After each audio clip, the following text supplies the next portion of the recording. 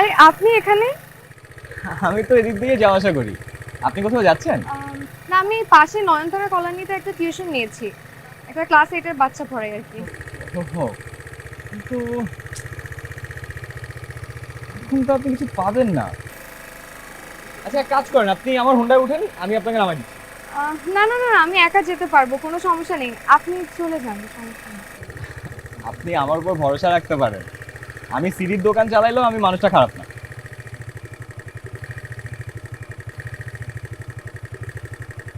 আসেন আসেন, এলাকার লোকজন ভালো না, আসেন।